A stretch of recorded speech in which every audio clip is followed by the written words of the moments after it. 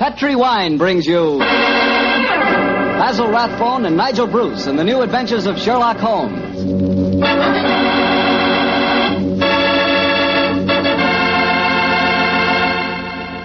The Petri family, the family that took time to bring you good wine, invite you to listen to Dr. Watson tell us another exciting adventure he shared with his old friend, that master detective, Sherlock Holmes.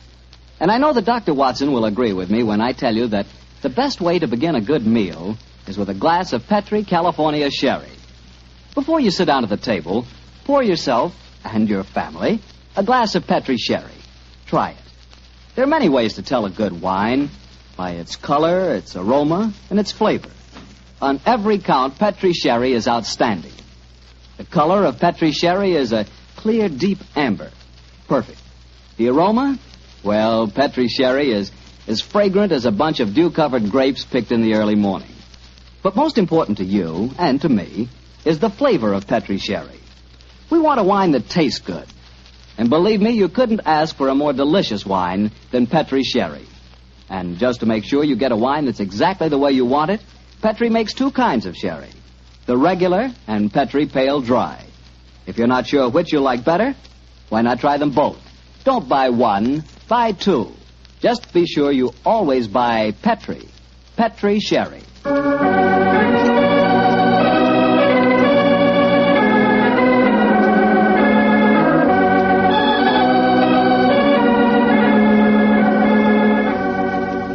And now I'm sure our good friend Dr. Watson's ready for us. Let's go in and join him. Good evening, Dr. Watson. Good evening, Mr. Martel. Quiet with it. I don't want it. Dogs seem very chipper tonight, Doctor. Have they been getting into any more trouble lately? No, my boy. It's been a relatively quiet week for them. One meeting with a dead seal, 2 visits to my neighbor's chickens, and a losing battle today with a cross-eyed Siamese cat. You call that a quiet week, huh? Oh, it is for them, but never mind about the dogs. Draw up your usual chair and make yourself comfortable. You're just in time to join me in a glass of sherry. That'd be very nice, Doctor. Oh, I see you have the old dispatch box out again. Yes, my boy. As the story I'm going to tell you tonight took place in 1887, I thought I'd better refresh my memory on some of the details of the case. It was shortly after my marriage, and as I had bought a practice in the Paddington district, I saw very little of my old friend Sherlock Holmes. How was doctoring in those early days? A struggle, my boy, a distinct struggle. Dr. Farquhar, from whom I had bought the practice, had at one time an excellent clientele, but his age, combined with an unfortunate affliction, the that resembled St. Vitus's dance, had very much thinned it. I had confidence, however, in my youth and in my energy, and I was convinced that in a very few years the practice would be as flourishing as ever. But, as I said, I saw very little of Holmes in those days. I guess you were too busy to visit Baker Street, huh, Doctor? Yeah, you guessed quite correctly, Mr. Bartow, quite correctly. Holmes seldom went anywhere himself save on professional business. You can imagine my surprise, therefore, when one day on coming home from a heavy day's work, I found that Holmes had decided to pay us a visit. My wife persuaded him to stay to dinner, and as the three of us sat at the table, the flickering candlelight dancing strange patterns on the walls, felt quite like old times. Holmes was in an unusually gay mood, and I can remember the twinkle in his eye as he turned to my wife and said, "You're a brave woman, Mrs. Watson, to feed an unexpected guest on the maiden night out. I'm extremely grateful. Mrs. Hudson's cooking, though excellent of its kind, lacks variety. Your dinner has been quite a treat." That's a very gracious little speech, Mr. Holmes. Yes, I've never known you to be so observant about food, Holmes. Perhaps the lack of your company, my dear chap, and the consequent lonely meals have made me conscious of Mrs. Hudson's culinary shortcomings. I suppose you're taking John out with you tonight on one of your cases. No, Mrs. Watson.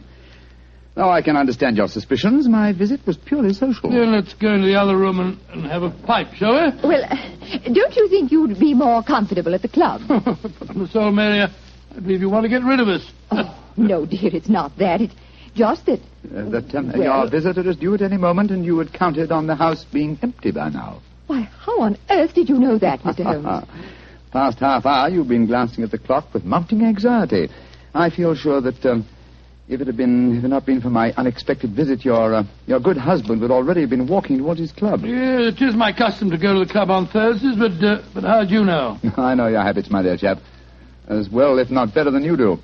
It's a good thing I'm a bachelor, isn't it, Mrs. Watson? Yes, indeed. A wife will keep no secrets from you, Mr. Holmes, I'm sure. Well, Mary dear, who is your visitor, and what is the secret that you've been hiding? It's innocent enough, John. As Thursdays is the maid's night out, and you've been going to the club, I've been letting Alicia Wentworth meet her young man here.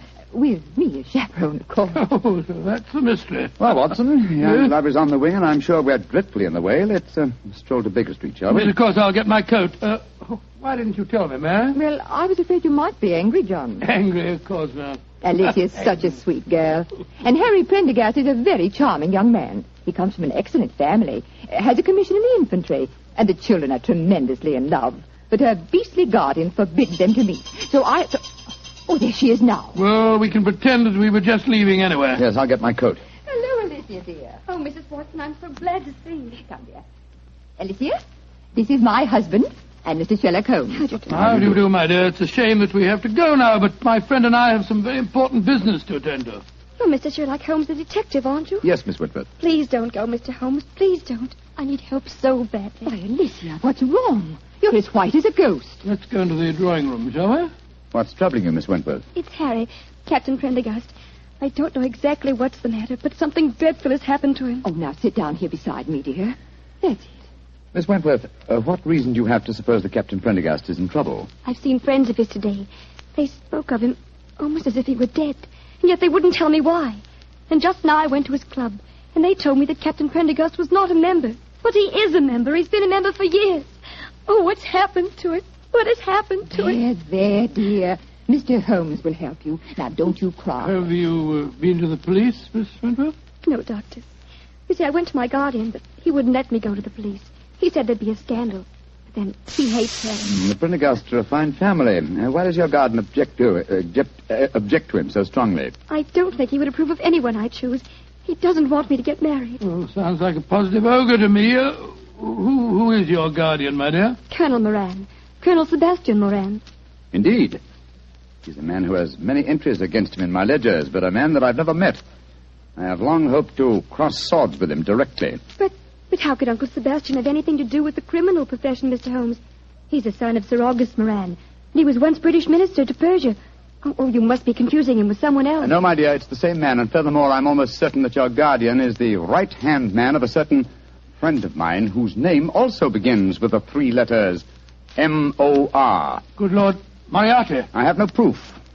And yet I suspect that Colonel Moran is the second most dangerous man in London. That's Harry. It must be Harry. Oh, poor girl. I do hope you can help her, Mr. Holmes. I shall do my best, Mrs. Well, Watson. if that is her young man at the door, it's more than likely her problem doesn't exist any longer. I hope you're right, Watson. Though with Colonel Moran as a guardian, I'm afraid the young lady is destined to have trouble. Come on, Harry. Good evening, Mrs. Watson. I'm so glad to see you, Harry. This is my husband. How do you do, Doctor? How do you do, my boy? And Mr. Sherlock Holmes. How do you do, Captain Prendergast? How do you do, sir? Harry, what's wrong? I can tell by your face that something dreadful has happened. It has, darling. Tell Mr. Holmes about it. He's promised to help us. Well, sir, I'm afraid this is a little outside of your province. You will find that my friend's province is quite extensive, Captain Prendergast. I shall be more than happy to do anything I can to help, sir. That's very nice of you, Mr. Holmes. Well, it's pretty bad. Last night I was accused of cheating at cards at the Tankerville Club. Oh, dreadful. Of course, I don't have to tell you that I didn't cheat, but the evidence was dead against me. I'd been winning heavily, and the cards were proved to be marked. Marked? How? There were pinpricks on the edges. Pinpricks which indicated the card's value. How did the pack of cards come into play? That's the devil of it. I myself broke open a sealed pack given to me by the club porter. And I swear that was the pack that was later found to be marked. Was everyone searched? Yes. But they found a new, unopened pack in my pocket. The obvious implication being that you had substituted the marked cards, of course. I can see what happened. Somebody deliberately tried to incriminate you by dropping the new pack in your pocket. Of course, darling. But what I can't understand is how the marked pack was introduced into the game. Were there any other cards found in the room? None, Doctor. The Tankerville, eh? Colonel Moran is a member of the club, isn't he? Yes, he is. Uncle Sebastian uses it all the time. He was present at the game last night, Alicia. Oh, Harry, now we're worse off than ever.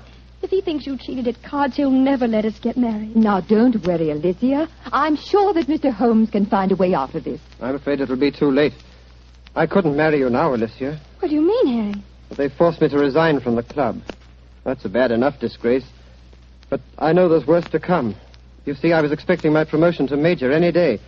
Now it'll be a miracle if I'm not cashiered from the regiment. What kind of a life can I offer you? Harry, you're talking absolute nonsense. I think, Captain Prendergast, the next step is obvious. We must remove this apparent stain on your character. But how? Miss Wentworth can stay here with Mrs. Watson. The doctor and I will drive over in a cab with you to the club and see what can be done.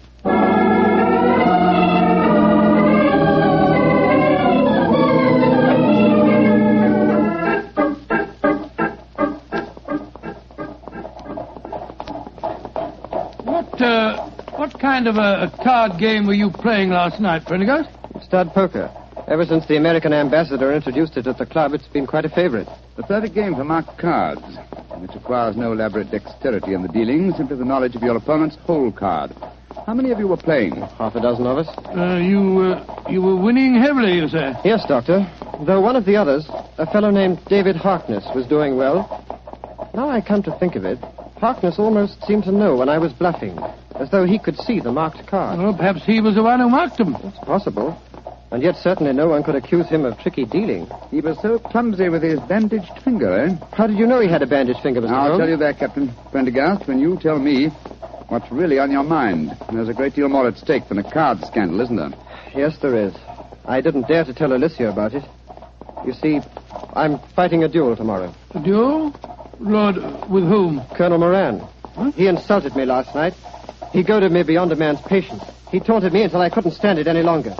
And so I challenged him. And in so doing, gave him the choice of weapons. Yes, confound it. Of course, he chose revolvers. Moran is a big game hunter of note. He was reputed to be the best shot in England. And I'm probably the worst in London. If only I could shoot as well as I can box. I'm regimental champion, you know. Revolvers? Good heavens, man, revolvers. A duel with Moran is suicide for you. No, it's not suicide. It's the Tankerville Club. Here, cabby. Keep the change, will you? Oh, blimey. Thank you, Governor. Suicide. No, it's not suicide. This is a carefully laid plan for murder. Pray heaven that we are not too late to avert it. It's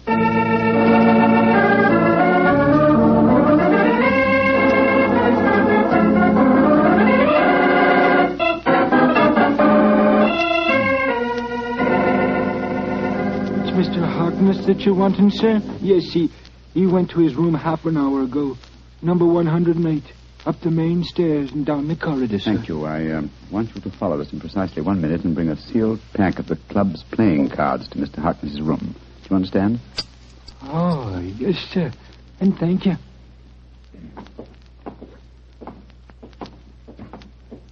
Did you make the arrangement? Yes, come on.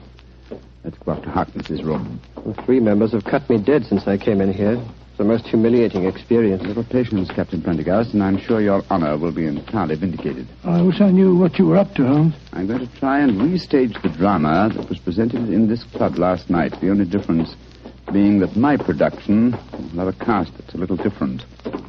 Now, here we are. Now, let me do the talking. Yes? Did you want something? Prendergast, I don't want you in my rooms. I don't know why they allowed you inside the club. Let us in, Mr. Harkness, please. No, I won't. Take your foot out of the door, confound it. Mr. Harkness, there are 3 of us. I think you'd better let us in. You're going to let us in, Harkness. Oh, all right. Come in. Thank you for your hospitality, sir. Now perhaps you fellows will tell me what the devil you think you're up to. With pleasure. As you very well know, Mr. Harkness, this is probably Captain Prendergast's last day on Earth. He has one request to make of you, that you join him in a farewell game of poker with us, to show you bear no grudges. Oh, it's fantastic. You're all insane. Oh, by the way, Mr. Harkness, I'm delighted to notice that your sore finger seems to have healed with great rapidity. By an odd coincidence, you'll observe that I seem to have injured mine. Mr. Holmes, when did you do that? Oh, in the carriage just now, a mere scratch. Fortunately, I had some first aid materials in my greatcoat. Come in. Yes, Taylor, what is it? Begging your pardon, Mr. Harkness, but the gentleman asked me to bring this sealed pack of cards here. Put them on the table, Taylor. Very good, sir. Well, what's the game? Stud poker, Mr. Harkness. A game with which you're quite familiar, I understand. And the stakes? A man's honor. Possibly another man's freedom. Open the pack, Mr. Harkness, and deal us all a hand. I should think this might be a very unusual game.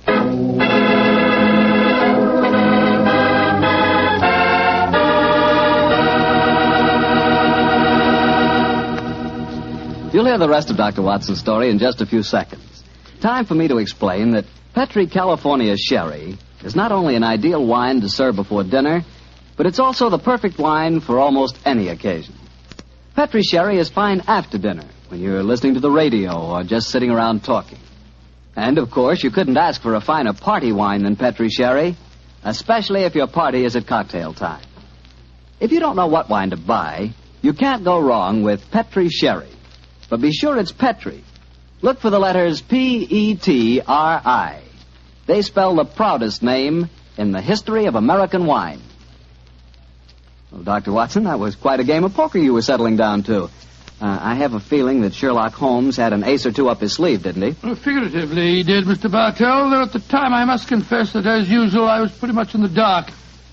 David Harkness opened the new sealed pack of cards, and the four of us played a hand of poker. It was easy to see that our unwilling host was far from happy.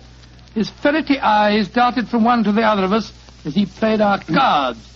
He knew that he was the victim of a conspiracy, and so he was watching every move we made. Finally, as that strange game progressed, Captain Prendergast leaned across the table and said, I think you're bluffing, Harkness. Do you? Well, it'll cost you exactly the limit to find out. How curious are you? By Joe, I think you are bluffing, Harkness. I'll see you. You'd be a fool to, Watson, when he has a straight flush. What do you mean, Holmes? My dear Harkness, the markings are quite apparent, I assure you, to someone who knows what he's looking for. Scott, you mean that these cards are marked too? Examine them for yourself, old chap. They are marked. They're pinpricked, just like they were last night. Oh, that's impossible. Harkness broke the seals on your pack just now. We all saw him do it. He couldn't have switched the pack. And why would I do that, even if I could? I wouldn't try and cheat Mr. Sherlock Holmes, would I? No, Mr. Harkness. I just wanted you to know that I understood the trick. What trick, Mr. Holmes? The same one that was played on you last night, Captain Prendergast. This was a demonstration of how easily a sealed pack of cards may be turned into a marked one by a man with a sore finger. What on earth's a sore finger got to do with it, Holmes? Oh, it's very simple, Watson. A pinhead or a thumbtack hidden under the bandage, a tiny pressure against a card one wishes to mark as it comes into one's hand, and after several deals, hey, presto, a marked pack. Oh, so that's how it was done. You can't prove it, Holmes. You can't prove a thing. You weren't here last night. No, unfortunately, I wasn't, Mr. Harkness. Otherwise, I should have had the great pleasure of exposing your trick at the time. As it is, I shall have to rely on a public confession. You'll never get a confession from me. Possibly not, but I'm sure that you'll be interested to know that I've made quite an extensive study of card sharping. In fact, I've considered giving a little lecture or demonstration here at the club. What are you talking about? This game that we've just played was in the nature of a rehearsal. I should, of course, stress this particular method as being of great local interest. I'm sure most of the gambling members will recall one man who has had unusually bad luck with his fingers. Holmes, you're trying to ruin me. Well, you were willing to see Prendergast ruined. And killed. But a pistol duel with Colonel Moran is almost equivalent to murder. What do you want me to do? From the direction of your glance, Mr. Harkness, I'm certain that you keep a loaded revolver in your desk drawer. That's a very poor solution, I assure you. Why not be a man, write a confession and sign it? It'll free Captain Prendergast from any stigma, and it'll help to trap the real culprit, Colonel Sebastian Moran. Moran? Where does he come into the picture, Holmes? Mr. Harkness knows, don't you? And I think I know now. Why don't you tell us, Harkness? One thing at a time, Prendergast. I owe it to you to write a confession. I'll do that, rather than face a public exposure in the club, but that's as far as I'll go. If you have any ideas about Moran, go and talk to him yourselves. There's a certain honor, you know. Even among thieves? Thank you for the implication, Mr. Harkness. You have writing materials here? Yes, I have writing materials, Holmes. Splendid. Then while you're telling the truth about last night's episode, we'll call on Colonel Sebastian Moran. Have you any idea where we might find him at this time of night? Yes, I have every idea. You'll find him in the gun room. Thinks he has a duel on his hands tomorrow. In the gun room, eh? Thank you, Mr. Harkness. We'll go and talk to him. You may expect us back within half an hour.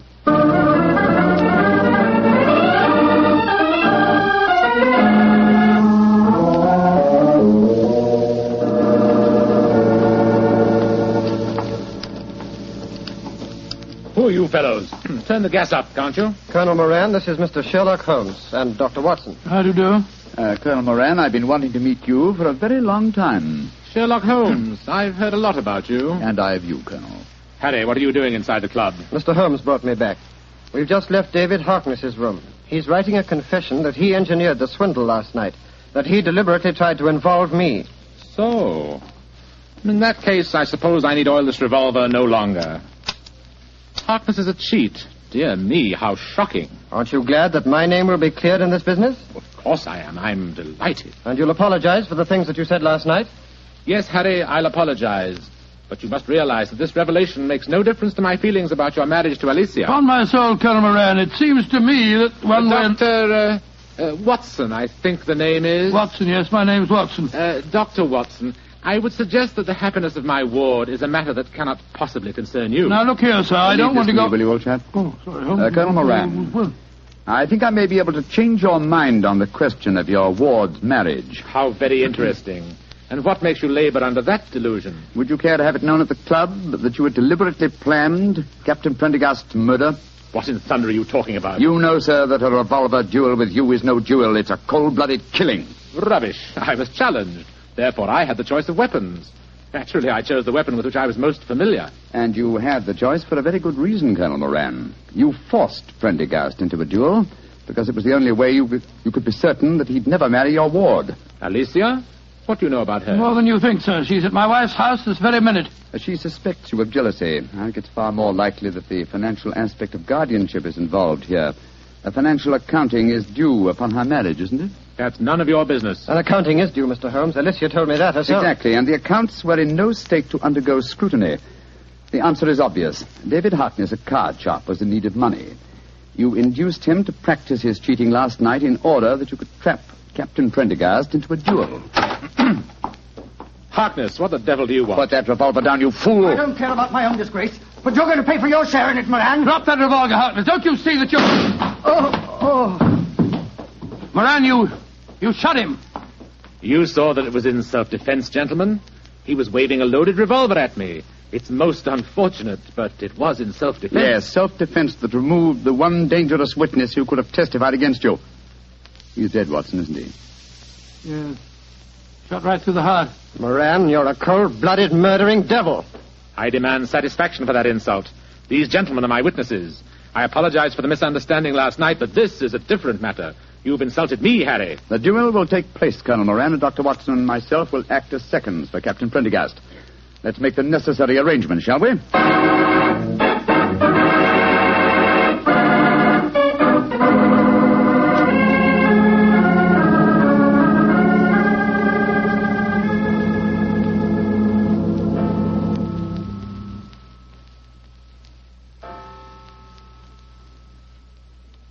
Mrs. Watson, Yes, Alicia, dear.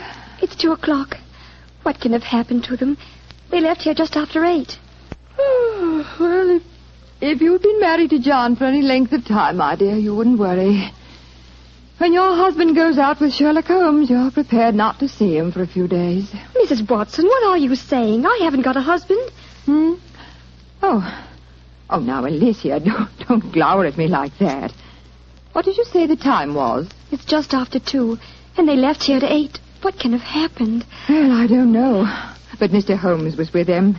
So don't worry, my dear. He's frightfully clever. I wouldn't be surprised. There's the front door now. They're back. Oh, dear me. Now I'll have to make cocoa. Harry, darling, what's happened? Oh, lots of things, darling. I'm a member of the Tankerville Club again. I'll probably become a major, and you'll certainly become Mrs. Prendergast before very long. Oh, it all sounds wonderful. What have you two been up to, John? Oh, it's the old story, Mary, dear. Holmes solved the case, and it all ended happily. Happily? My dear Watson, that's hardly the word to use. Harkness is dead, and Colonel Moran is probably in hospital. Please, tell me what happened. Well, your guardian challenged Captain Prendergast to a duel. He overlooked the fact that since he was the challenger, the choice of weapons belonged to his opponent. Perhaps you can guess what that choice was. Boxing gloves. We've just come from the gymnasium at the club, Alicia. I'm afraid I really gave him a thrashing. And a well-deserved one, too. I'm only sorry that I couldn't put him where he belongs, behind prison bars. Oh, Harry. He'll be the laughing stock of London. I'm glad of it. But that means that he'll never consent to our being married. I disagree, Miss Wentworth. If we keep his secret, and we've hinted that we might, I'm quite certain that he'll withdraw his objections to the marriage, and somehow he'll make up his deficiencies in his guardianship account. Probably by borrowing money from Professor Moriarty. Oh, I think it's all wonderful. But it's well after 2 o'clock in the morning. Let's go into the kitchen, shall we? I'll make some cocoa. Cocoa? Spot of whiskey? Harry, you and Alicia stay here. You probably have some plans to make. Oh, cocoa's not a very exciting drink. Oh, shush, John. Oh, sorry, dear. As soon as the cocoa's ready, we'll call you.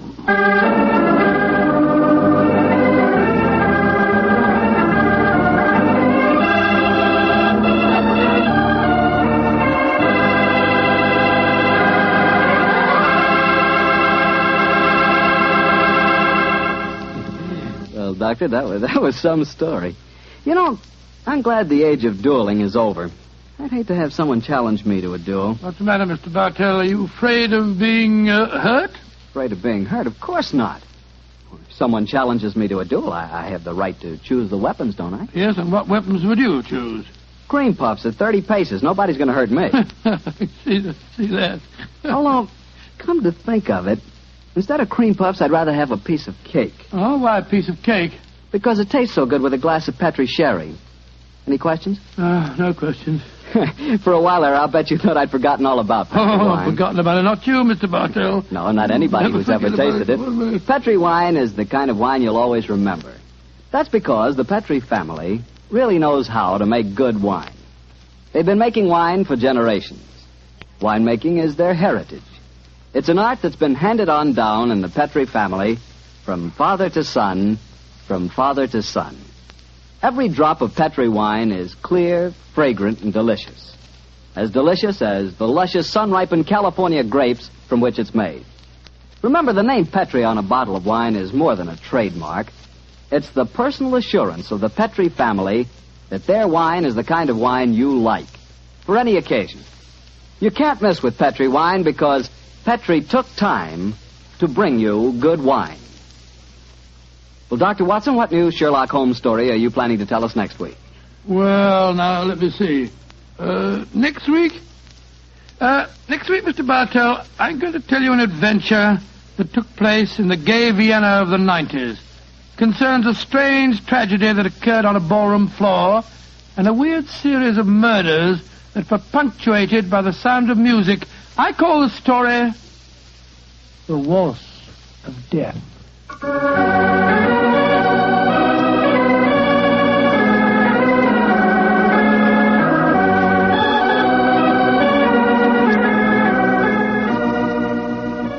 Tonight's Sherlock Holmes adventure was written by Dennis Green and Anthony Boucher and was suggested by an incident in Sir Arthur Conan Doyle's story, The 5 Orange Pips.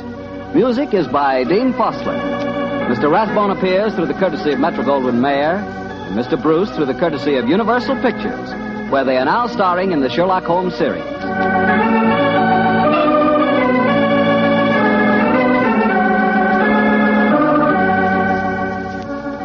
The Petri Wine Company of San Francisco, California, invites you to tune in again next week. Next week, many communities will change time, and this program will reach some of our listeners at a different hour. Consult your local newspaper or mutual station for the exact time in your area. Sherlock Holmes comes to you from our Hollywood studios. This is Harry Bartell saying goodnight for the Petri family. For a solid hour of exciting mystery dramas, listen every Monday on most of these same stations at 8 o'clock to Michael Shayne, followed immediately by Sherlock Holmes. This is the Mutual Broadcasting System.